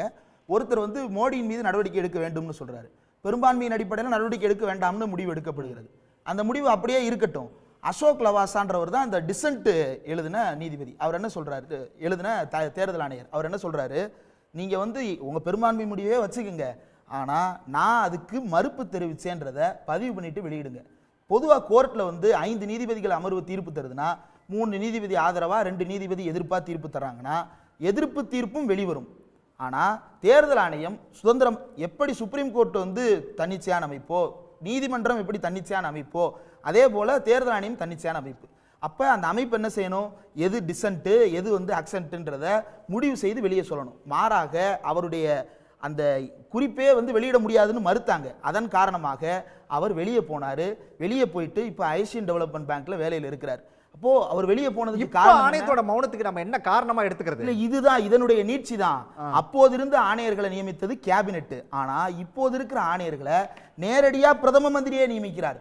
குறைந்தபட்ச கேபினெட் அப்படின்னு வரும்பொழுதாவது எல்லா அமைச்சர்களும் சேர்ந்து முடிவெடுக்கிறார்கள்னு முடிவு வருது. ஆனா இங்க பிரதமர் தலைமையில் தேர்ந்தெடுக்கப்பட்டிருப்பவர்கள் நாம அப்ப அவங்களுடைய விசுவாசம் சந்தேகத்துக்குள்ளாக மாறுகிறது. அவங்களுடைய விசுவாசம் அரசியலமைப்பு சட்டத்துக்கா மோடிக்கா அப்படின்ற கேள்வி வருகிறது இல்லையா? அந்த கேள்விக்கு தேர்தல் ஆணையம் தான் பதில் சொல்ல வேண்டும். இதுவரைக்கும் இந்தியாவில் இருந்த அமைப்புகளிலேயே தி மோஸ்ட் அன்அக்கவுண்டபிள் அமைப்பாக மாறி இருக்கிறது தேர்தல் ஆணையம். காரணம் என்ன? இந்தியாவுடைய உச்சநீதிமன்றத்தில் கேஸ் நடக்குது இவிஎம் விவிபேட் வெரிஃபிகேஷனை பத்தி. ஒரு தொகுதியில் 1 லட்சம் ஓட்டுனா 1 லட்சம் ஓட்டு தான் பதிவாகணும். ஆனா 1,18,000 ஓட்டு பதிவாகுது. எப்படி 18,000 ஓட்டு எக்ஸீட் ஆகிறதுக்கான காரணம் என்ன? பல தொகுதிகளில் அது டிக்ரீஸ் ஆகுது. 1000 ஓட்டு பதிவாயிருக்குது அப்படின்னா 1000 ஓட்டு பதிவாயிருக்குன்னு அன்னைக்கு டிக்ளேர் பண்ணி எழுதி கொடுத்துறாரு யாரு? பிரிசைடிங் ஆஃபீஸரும் அதை வெரிஃபை பண்ண சோனல் ஆஃபீஸர் எழுதி கொடுத்துறாங்க. ஆனா கவுண்டிங் என்னைக்கு பார்த்தோம்னா அது 1200 ஓட்டா இருக்கு. எப்படி 20% எப்படி அதிகரித்தது அப்படின்னு கேள்வி கேட்டோம்னா இல்ல இது தப்பு பண்றாங்க, இவங்க ஏதோ மாத்தி சொல்றாங்க. மொத்தம் 3 ஸ்டெப் வெரிஃபிகேஷன் இருக்கு.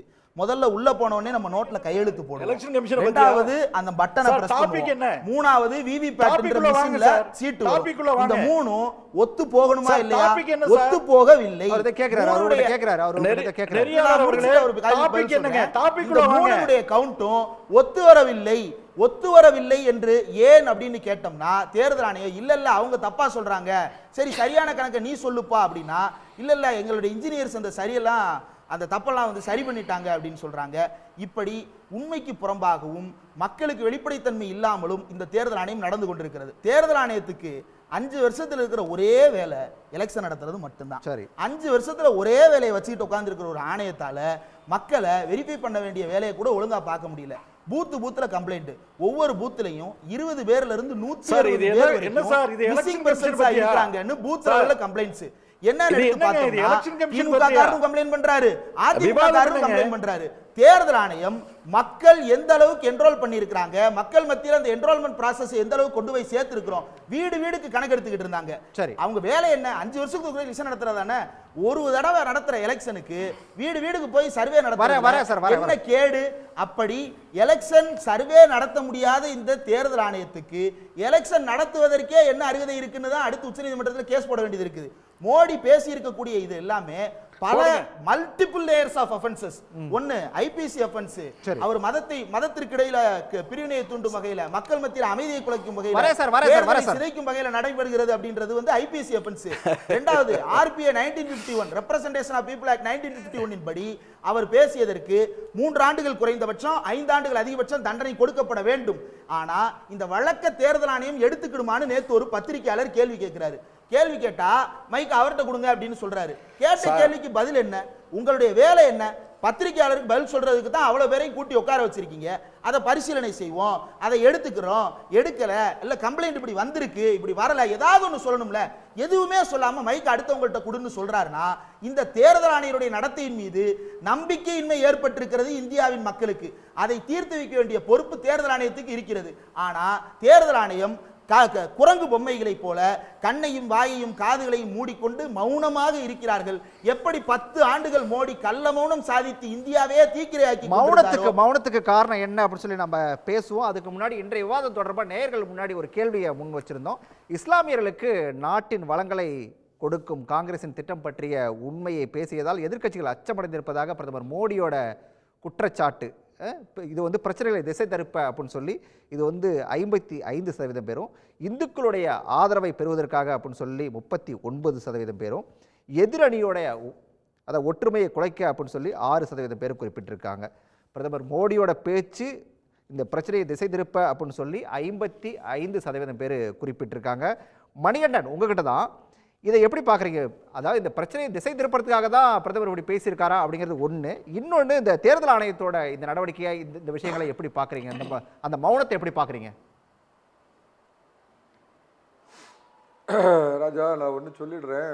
தேர்தல் கமிஷனை பற்றி அதாவது தயவு செஞ்சு என் நேரத்தை யாரும் களவாட வேண்டாம். ஏன்னா இல்லைன்னா அடுத்த தடவை இதே டீமை கூப்பிட்டீங்கன்னா என்னையும் சொல்லுங்கள், நேராக ஸ்டுடியோவுக்கு வரேன். வெளியே இருந்துட்டு பேச முடியலனால என்ன விஷயம்னு கேட்டிங்கன்னா, இதில் நான் வந்து இந்துக்கள் ஆதரவை பெறுவதற்காகத்தான் பிரதமர் இப்படி பேசுகிறார் அப்படின்னு நினைக்கிறேன். எப்படி இந்துக்களுக்கு இந்துக்களை கேவலப்படுத்தி மைனாரிட்டி அப்பீஸ்மெண்ட் பண்ணா அது மூலமா நமக்கு ஒரு வாக்கு வங்கி கிடைக்கும்னு சில அரசியல் கட்சிகள் செயல்படுறாங்களோ அதே மாதிரி ஹிந்து போலரைசேஷன் வேணும் அப்படிங்கிறதுக்காக பிரதமர் பேசுறாரு. இந்த ஒவைசியோட பிரதர் ஒருத்தர் இருப்பார், அக்பருதீன் ஒவைசி அப்படின்னு சொல்லி, அவர் ஒரு 5 ஆண்டுகளுக்கு முன்னாடி பேசினாரு. ஒரு 15 நிமிஷம் மட்டும் நாட்டில் இருக்கிற போலீஸ்காரங்க எல்லாம் அமைதியா இருங்க, 100 கோடி இந்துக்களை நாங்கள் கொண்டு ஒரு நிமிஷத்துல தூக்கி எறிவோம் அப்படின்னு அவர் பேசுனது எப்படி ஒரு ஹிந்து எதிர்ப்பு ஓட்டு, அதாவது அந்த எதிர்ப்பு மைனாரிட்டி ஓட்டை வாங்குறதுக்கு பேசுறாரோ, மற்ற கட்சிகள் சனாதான எதிர்ப்புன்னு எப்படி பேசுறாங்களோ, சனாதான எதிர்ப்பை பத்தி இங்க பேசிய தலைவர் வடநாட்டுல போய் அது பேசுவாரா? வடநாட்டுக்கு போக மாட்டார். என்ன காரணம்னா இங்க சனாதான எதிர்ப்புன்னு பேசினா ஓரளவுக்கு மைனாரிட்டி ஓட்டு கிடைக்கும், வடநாட்டுல போய் பேசினா காங்கிரஸுக்கு டெபாசிட் காலி. சோ இடத்துக்கு தகுந்த மாதிரி ஓட்டு வாங்குவதற்காக மைனாரிட்டி அப்பீஸ்மெண்ட் அப்படிங்கறத மற்ற கட்சிகள் கையில எடுக்கும் போது ஹிந்து போலரைசேஷன் அப்படிங்கிற ஒரு ஆயுதத்தை வடநாட்டுல ரொம்ப ஸ்ட்ராங்கா இருக்கிற பாஜகவை சேர்ந்த பிரதமர் பேசியிருக்கார். என்றாலும் அவர் இஸ்லாமியர்களை உங்களோட தேசிய தலைவர் நட்டா இமாச்சலத்தை சார்ந்தவர், அங்க எத்தனை ஓட்டு வாங்கிட்டீங்களாக்கோ? அங்க நாங்க தாங்க கவர்மெண்ட் அமைச்சிருக்கோம். வடநாட்டுல போய் பேசுறதுக்கு எங்களுக்கு ஒன்றும் பயம் இல்ல, உங்களுக்கு தான் தென்னாட்டுல வந்து பேசுறதுக்கு பயம். கூட்டணி கட்சியோட தலைவர் மரியாதைக்குரிய உதயநிதி ஸ்டாலின் போய் வடநாட்டுல போய் சனாதானத்தை வேறறுப்போம் பேசுறாங்க. இந்த அம்மாவுக்கு சொல்லி கூட்டணி கட்சி தானே இவர் உதயநிதி போய் சனாதானத்தை வேறறுப்போம் அப்படின்னு மத்திய பிரதேசத்துல, உத்தரப்பிரதேசத்துல, ராஜஸ்தான்ல, வெஸ்ட் பெங்கால்ல போய் பேச சொல்லுங்க. வண்டு மாதிரி பேசுறாங்க.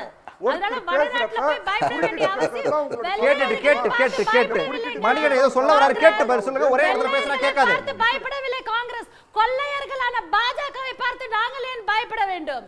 அதை வந்து நீங்க தெளிவா தெரிஞ்சுக்கோங்க. வெள்ளையனே பார்த்து பயப்படல, நாங்க உங்களை போல கொள்ளைக்காரர்களை பார்த்து நாங்க பயப்படல. யாரையும் பேச விட மாட்டேங்கிறாங்க பாருங்க, பேச விட மாட்டேங்க. போன ரவுண்ட்லயே பேச விடல, இப்பயும் பேச விடல. அம்மா பேச விடாது, அநாகரிகம். இதுல வேற காங்கிரஸ் செய்தி தொடர்பாளர் ஏங்க அவங்களோட கூட்டணி கட்சி தானே உதயநிதி, அவங்களோட கூட்டணி கட்சி தலைவர் தானே உதயநிதி ஸ்டாலின். அவரை போய் சனாதானத்தை பத்தி உத்தரப்பிரதேசம், மத்திய பிரதேசம், ராஜஸ்தான், வெஸ்ட் யாருங்க பயப்படுறாங்க? நீங்க நார்த் இந்தியால இருந்து பயந்து போய் ஓடி சவுத் இந்தியாக்கு வந்துட்டீங்க. இந்த கலவரம் வந்து கொண்டிருக்கிறீர்கள் நீங்கள் தமிழ்நாட்டிலயும் கர்நாடகத்திலயும் தெலுங்கானாவிலும். எதிராளி பேச விட தெரியாம தனக்கு எதுவுமே தெரியலங்கிறதுக்காக பேச விடுறது இல்ல, நாகரிகமற்ற தன்மை. நம்ம கூப்பிடாதீங்க. யாருக்கு தெரியல? நீங்க பேசும்போது மாற்று கருத்து இருந்ததுனால அவங்க சொன்னாங்க. ஏங்க நான் ஆரம்பத்திலே சொல்லிட்டேன், மாற்று கருத்துல உங்க டேர்ன் வரப்ப பேசுங்க, இல்ல என்ன நேரம் ஸ்டுடியோவுக்கு கூப்பிடுங்க. அந்த அம்மா என்னைக்கு வராங்களோ ஸ்டுடியோவுக்கு என்ன கூப்பிடுங்க, நேர்ல வரேன். அதே மாதிரிங்க அரசியல் லாபத்திற்காக, அதாவது அவர் சொன்னார் கருணாநிதி மேல, முன்னாள் முதல்வர் மரியாதைக்குரிய கருணாநிதி மேல வழக்குக்கு போனோடனே வழக்குக்காக என்ன சொன்னார்னா ஹிந்து என்றால் உள்ளம் கவர்ந்த கல்வன் அப்படின்னு பேசினார். கருணாநிதி அவர்கள் இந்து மதத்தின் மேல எவ்வளவு நல்ல அபிப்பிராயம். தயவு செய்து நான் குறுக்கிட்டு பேசக்கூடாதுன்னு அமைதியா இருக்கேன். நான் நீங்க அதுக்கு முதல் ரூட்ல கேட்டீங்க, நான் தெளிவா எங்க கூட்டம் நடந்தது, எந்த தேதியில நடந்தது, அதுக்கு எங்க பேசினாருன்ற வரைக்கும் நான் சொல்லியாச்சு. அதுக்கப்புறம் 2006ல தான் அது உயர் நீதிமன்றத்துல வழக்கா வருது. வழக்குல வரும்போது தலைவர் கலைஞர் வந்து தெளிவா அபிடேட் தாக்கல் பண்ணிருக்காரு. நீங்க இந்த மாதிரி வாட்ஸ்அப்ல வரத பார்த்துட்டு வந்து பொதுவெளியில விவாதத்துல உட்கார்ந்து தயவு செய்து பேசாதீங்க. அதே மாதிரி நீங்க பேசும்போது என்ன சொன்னீங்கன்னா அசைது ஓவைசி பேசுறத பத்தி பேசுறீங்க. ஓவைசி பேசுறதோ இந்த நாட்டுடைய பிரதமர் பேசுறதோ ஒண்ணு நீ எப்படி உங்களால பேச முடியுது? ஓட்டு போட்டவங்களுக்கோ ஓட்டு போடாதவங்களுக்கோ நீங்க தான் பிரதமர், புரியுதா? பிரதமர் பதவியில உட்கார்ந்துகிட்டு கண்ணியமா பேசணும், கண்ணியத்தை தவறி பேசக்கூடாது. ஓவைசி யாரு? அவர் நாட்டோட அமைச்சரா? இந்த நாட்டுடைய பிரதமரா? யார் அவரு? அவரு பேசுறதையோ நீங்க பிரதமர் பேசுறதையோ எப்படி ஒப்பிட்டு பேசுறீங்க? இது மிகப்பெரிய தவறு பண்ணி கண்டான். பொதுவெளியில கொஞ்சமாவது நாகரிகமா பேசுங்க, நியாயமா பேசுங்க. பீரங்கி வச்சு உடைப்பன்னு சொன்னாரு, அதை உடை தவறாது. அது தவறுனா இது தவறு. நான் கண்டிக்கிறேன். தெளிவா சொல்றேன் நானு. நான் குறிப்பிட்டு பேச விரும்பல. மக்கள் முடிவு பண்ணணும். மணிகண்டன் எவ்வளவு பொய் பேசுறாருன்றது. அதனால தான் நான் உங்களை பேச சொல்றேன். நீங்க பொய் மேல பேசுறீங்க, அபத்தமா பேசுறீங்க. யாரும் இதை விரும்ப மாட்டாங்க. உங்களுடைய மரியாதையை நீங்க பொதுவெளியில நீங்களா கெடுத்துக்கிறீங்க. பொய்ய பேசாதீங்க, உண்மையை பேசுங்க. பாருங்க ராஜா, நான் பேசல ராஜா. அவருக்கு 2 பேத்தையுமே பேச சொல்லுங்க தயவு செஞ்சு. நான் மணிகண்டன் வாய் மூடி நீங்க பேசுறதுக்கு நீங்களே பேசிட்டு இருக்க முடியாது. நீங்க பேசுறது தான் இல்ல நீங்க பேசுறது தான் அவர் பதில் சொல்றாரு. நான் பதில் சொல்லல, அமைதியா தான் இருந்தா சரி. உங்களுக்கு பதில் சொல்லணும் தான் என்னோட நோக்கம். சார், மக்களுக்கு இடையூறு செய்யற சரி சரி சரி. ஐயா பேசுறீங்க. நான் புரட்சி கவிதாசரோட கருத்து கேட்டதால நேரம் குறைவாது. புரட்சி கவி இடையூறா பேசுறது கேவலமான செயல். எதிராளி பேசுறது இடையூறு பண்றது கேடுகெட்ட கேவலமான செயல். அதிகப்படியான பேர் சொல்றாங்க. இதை நீங்க எப்படி பாக்குறீங்க? சன் டிவி நேயர்கள் அப்படிங்கறனால கருத்துக்கள் வந்து உங்களுக்கு ஆதரவா திசை திருப்புறது மற்றபடி முன்னாடி வச்ச கேள்வி. சரி வாங்க, நீங்க விஷயத்துக்கு வாங்க. ஆமா, அதனால பெரும்பான்மை இல்ல பெரும்பான்மை மக்கள் பிரதமர் என்ன அர்த்தத்தில் சொன்னாரோ அந்த அர்த்தத்தை புரிந்து கொண்டார்கள், அறிந்து கொண்டார்கள். நாமே குழந்தை நமக்கேன் குழந்தைன்னு சொன்ன காலமெல்லாம் ஒன்று இருந்தது. நமக்கு 2 நாம் இருவர் நமக்கு இருவர் என்று சொன்ன காலமெல்லாம் இருந்தது. அதனால உலகத்திலேயே இந்தியாவில் தான் பாப்புலேஷன் பிரஷர் இருக்கு, அதனால வளங்களை பகிர்ந்தளிக்க முடியாத சூழ்நிலை இருக்கிறது அப்படின்னு பல கட்டத்தில் பல கட்சிகள் பல ஆட்சியாளர்கள் கவலைப்பட்டிருக்கிறாங்க. அதனால அது மாதிரியான ஒரு போக்கில் தான் பாப்புலேஷன் பிரஷரை கட்டுப்படுத்த வேண்டிய நோக்கத்தில் இன்னைக்கு எத்தனையோ விஷயங்கள் இருக்கு. அதனால அனைவருக்கும் பகிர்ந்தளிக்க வேண்டும் அப்படிங்கிற அடிப்படையில் தான் இன்க்ளூசிவ் ஆல் அப்படிங்கிற வார்த்தையை இந்திய வரலாற்றுக்கு அரசியலுக்கு முதன்முறையாக தந்த ஆட்சி பிஜேபி ஆட்சி, பிஜேபி கட்சி, பிஜேபி பிரதமர் தான். அதனால வளங்களை அனைவருக்கும் பகிர்ந்தளிப்போம் என்கிற தத்துவத்தின் தந்தை நரேந்திர மோடி. சார் இதை கேளுங்க, ஏன் நீங்க உங்க ஆட்சியில எல்லாம் வன்முறை நடக்கலையா? மதக்கலவரம் நடக்கலையா? காங்கிரஸ் ஆட்சியில மதக்கலவரம் நடக்கலையா? வன்முறை நடக்கலையா? சேரிகள் பற்றி குண்டு வெடிப்புல யார வந்து நீங்க கோத்தி காட்டுனீங்க? நீங்க மாலேகான் குண்டு வைப்புல நான் கேக்குற கேள்வி மட்டும் தயவு செஞ்சு பதில் சொல்லுங்க. ஒரு இரவு கூட நீங்க கலவரத்தை பத்தி பேசுறீங்கல, இது ஒரு சின்ன கேள்வி. மாலேகான் குண்டு வெடிப்புல பிரக்ஞான் தாகூர் யாரு? யாரு இந்த மாதிரி இது மாதிரி எந்த கட்சி சார்ந்தவங்க? சரி முடிச்சிரட்டும். சரி முடிச்சிரட்டும். அவர்தான் நேரத்தை கொடுத்து வச்சுக்காதீங்க. இங்க பாருங்க, அதட்டி பேசுறது, தடிப்பு பேசுறது, மிரட்டி பேசுறது, கேள்விக்கு பதில் சொல்லுங்க சார். கேள்வி யார் அதட்டி பேச வேண்டியது இல்ல. என்னோட கேள்விக்கு புரட்சி கவிதாசன் நீங்க வெளியில வந்து பதில் சொல்ல பிரக்ஞான் தாகூர் யாரு? சரி மாலேகான் குண்டு வெடிப்பு யாரு? முடிக்கட்டும். நான் சொல்றேன் சார், பதில் சொல்ல விடுங்க சார். அதனால பாரத பிரதமர், மாண்புமிகு பாரத பிரதமர் பாரதத்துடைய மாண்பை காக்கிற வகையில எந்த உள்ளர்த்தமும் இல்லாமல் வெளிப்படையாக பேசி இருக்கிறார். திசை திருப்புகிற முயற்சிகள்ல எதிர்க்கட்சிகள் ஈடுபட்டு இருக்கிறது. குறிப்பா அந்த புலிக்கு பயந்தவெல்லாம் என் மேல வந்து படுத்துக்கங்க அப்படின்னு சொல்ற மாதிரி பீதி பிடித்து ஆடிக்கொண்டிருக்கிற இந்த எதிர்க்கட்சிகள் இப்போதைக்கு இந்த பீதி எடுத்திருக்கிறாங்க. நீங்க கற்பனையா கூட நினைச்சுக்கோங்க, தேர்தல் ஆணையத்தை இத்தனை குற்றம் சுமத்துகிற நீங்கள், உச்சநீதிமன்றத்தை இத்தனை குற்றம் சுமத்துகிற நீங்கள், இந்தியாவில் இருக்கிற தன்னாட்சி அமைப்புகளின் மீது நம்பிக்கை இல்லை என்று சொல்கிற நீங்கள் எப்படி இந்த ரூல் ஆஃப் லாவுக்கு கீழே வருவீங்க? ரூல் ஆஃப் லாவுக்கு எப்படி கீழே வருவீங்க? புரியல நீங்க சொல்லுங்க. இல்ல நீங்க குறிப்பிட்டது புரியல சார். அதாவது நீங்க தேர்தல் அமைப்பின் மீது உங்களுக்கு சந்தேகம் இருக்கிறது, தேர்தல் ஆணையர்கள் மீது சந்தேகம் இருக்கிறது, நடத்தை விதிமுறைகள் மீது சந்தேகம் இருக்கிறது. எங்களுக்கு இருக்குது. கோயம்புத்தூர்ல எங்க இளம் அண்ணாமலைஜியுடைய வெற்றி வாய்ப்பை சீர்குலைப்பதற்காக 1 லட்சம் வாக்காளர்கள் நீக்கப்பட்டிருக்காங்க. எங்களுக்கு சந்தேகம் இருக்கிறது. அததான் நாங்களும் கேக்குறோம். தேர்தல் ஆணையத்தை கேளுங்க சார். தேர்தல் ஆணையத்தை சிஇசிட்ட போய் கேளுங்க. உலக அளவுல திருவாஞ்சன் சதன்ல போய் போராட்டம் பண்ணுங்க. இந்திய தேர்தல் தயவுசெய்து பேசுங்க. தேர்தல் ஆணைய ஆபீஸ்ல போய் மறியல் பண்ணுங்க. பேச விடுங்க, நான் சொல்றேன். உலக அளவுல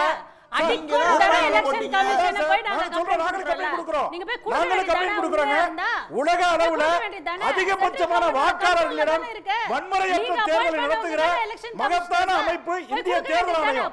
அதனுடைய மாண்பை சீர்குலைக்காதீங்க. டெக்னிக்கல் எரர் இருக்குது ஆனா நீங்க பாலிசி இட்செல்ஃப் எங்களுக்கு நீங்க அநியாயம் வந்து சார்ஜ் நடக்குது. பண்றீங்க அதனால நாங்க கதறோம் கொண்டு போய் கம்ப்ளைன்ட் கொடுக்கிறோம் எலெக்ஷன் கமிஷன்ல. உங்களுக்கு வந்து ஆதரவாக நடந்து கொண்டிருக்கிறார்கள். அதனால பொய்யான கம்ப்ளைன்ட் உங்களோடது. அதனால தைரியமா அந்த ரிட்டன் பேப்பர்ல கொடுங்க. இந்தியா விட்டு போறேன்னு எலெக்ஷன் கமிஷன் கண்ட்ரோல்ங்க. எலெக்ஷன் கமிஷன் அவசியம் இல்ல. இஸ்லாம் அதிகபட்சமான இஸ்லாமிய நாடுகளுடைய மிகப்பெரிய பரிசுகளை பெற்றவர் பாரத பிரதமர். அதனால இஸ்லாமியர்களுக்காக பாரத பிரதமர் எந்த அளவுக்கு உலக அளவில் குரல் கொடுக்கிறார் என்பது உள்ளங்கை நெல்லிக்கனே. ஏதோ சத்தம் போட்டு பேசிட்டா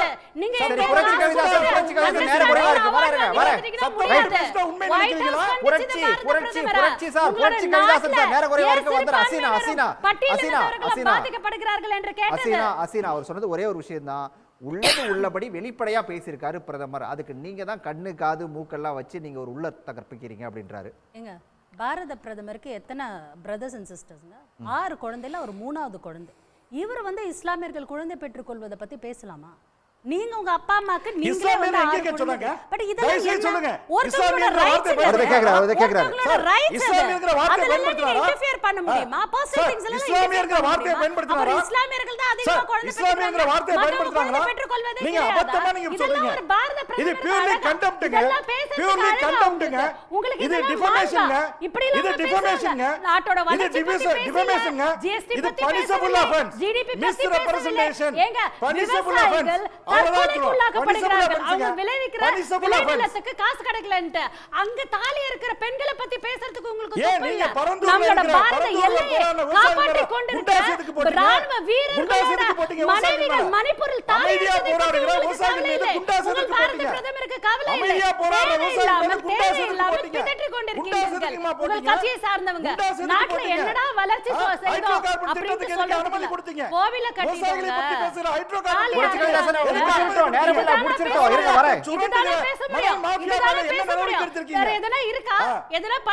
எங்க நாட்டோட வளத்துக்காக எங்க நாட்டோட வளர்ச்சிக்காக சந்திராயன் உங்க கண்ணுக்கு தெரியலையா? சந்திராயன் உங்க கண்ணுக்கு தெரியலையா? அடல் ரத்தன் யோஜனா உங்க கண்ணுக்கு தெரியலையா? அடல் ரத்தன் யோஜனா உங்க கண்ணுக்கு தெரியலையா? ஹனுமார கும்பிடுறாங்க, அங்க ராமர கும்பிடுறாங்க, இங்க வந்து வெஸ்ட் பெங்காலுக்கு போனாங்க காளிய கும்பிடுறாங்க, தமிழ்நாட்டுக்கு வந்தா முருகரை கும்பிடுறாங்க. இப்பதான் நீங்க பேசுறீங்க. ஒருவரோட மதச்சார்பின்மையை பத்தி பேசுறீங்க. அவங்களோட பிரைவசி இப்பதான் உங்களுக்கு மதச்சார்பின்மையை பத்தி கவலை வருது. இப்பதான் இந்துக்களை பத்தி நீங்க தெரிஞ்சுக்கிறீங்க. இந்துக்களுடைய கோபம் சொல்லாதது அப்படி இப்பதான் புரிஞ்சுக்கிறீங்க. திருக்குறள்ல வந்து இல்ல புரட்சி கவிதாசன் அசினா புரட்சி கவிதாசன் ரெண்டு பேரும் புரட்சி கவிதாசன் இருங்க இத யாராவது வந்து அதான் பாஜக இருக்கக்கூடிய வந்து அடுத்த கட்ட தலைவர்கள் யாராவது பேசியிருந்தா கூட யாரும் இதை பத்தி கேட்க போறதுல கடந்து போயிருப்பாங்க. ஒரு பிரதமர் இப்படி பேசுறது சரியா அப்படிங்கிறது தான் எல்லாரோட கேள்வியுமா இருக்குது. சார் பேசல சார் அவர் அந்த அர்த்தத்துல பேசல சார். சோத்துல எப்படி மறைக்கிறதுன்னு புரட்சி நீங்க ஏன் சார் திரும்ப அதே பேசிட்டு இருக்கீங்க? வேற என்ன பேசுறது? இந்திய பேசவே இல்லன்றாங்க. என்ன தாக்குறீங்க? ஒரு இஸ்லாமியரை தாக்குறீங்க. பாரத அந்த அர்த்தத்துல பேசல சார். நான் சார்ந்த சமூகத்தை தாக்குகிறீர்கள், நான் சார்ந்த பெண்ணியத்தை தாக்குகிறீர்கள். அப்ப நான் பேசாம யார் பேசுறாங்கங்க? தமிழக மகளிர் காங்கிரஸின் மேடம் ப்ளீஸ் இந்த தமிழக பெண்களின் குரலாக இஸ்லாமியர்களும் இந்துக்களும் கிறிஸ்தவர்களும் ஒரு தாயின் பிள்ளைகள் தான். ஒரு தாயின் பிள்ளைகள் தான். நீங்க பிரித்து பேச வேண்டாம். நாங்க எல்லாரும் இந்தியர்கள் தான். நீங்க பிரித்து பேச வேண்டாம். தயவு செய்து ஜாதியா மதமா பிரித்து பேசாதீங்க. ஆனார் ஈக்குவல் அத்தனை ரெக்கார்ட்ஸ் இருக்கு, அத்தனை விஷயங்கள் இருக்கு, டிவில இருக்கு, யூடியூப்ல இருக்கு, பத்திரிகையில இருக்கு. இருந்தாலும் பேசவில்லை. எத்தனை பேர் புழுகு மூட்டை இப்படி தான் பேசுவீங்களா? ஏதாவது நாட்டு வளர்ச்சிக்காக பேசுறீங்க. ஒரு டெவலப்மெண்டல் ஆக்டிவிட்டீஸ் பத்தி பேச மாட்டீங்க, வேலை வாய்ப்பின்மை பத்தி பேச மாட்டீங்க. டெவலப்மென்ட் பத்தி நீங்க பேசாதீங்க. உலகத்துல 5வது இடத்தை பெற்றிருக்கோம். உலகத்துல 5வது இடத்தை பெற்றிருக்கோம். இதெல்லாம் நாங்க பேசுவீங்க. உலக நாடுகள் எல்லாம் வேற என்ன பேசுறீங்க? வேற என்ன பேசுறதுக்கு இருக்கு? வெறுப்பு பேச்சு வேற எதுவுமே கிடையாது. Hate speech. நன்றி சார், நன்றி அனைவருக்கும் நன்றி. விவாதத்தில் பங்கேற்ற அனைவருக்கும் நன்றி. மீண்டும் ஒரு நிகழ்ச்சியில் சந்திக்கலாம் நேயர்களே. நன்றி, வணக்கம். உடனுக்குடன் செய்திகளை தெரிந்து கொள்ள சன் நியூஸ் பெல் ஐகானை கிளிக் பண்ணுங்க.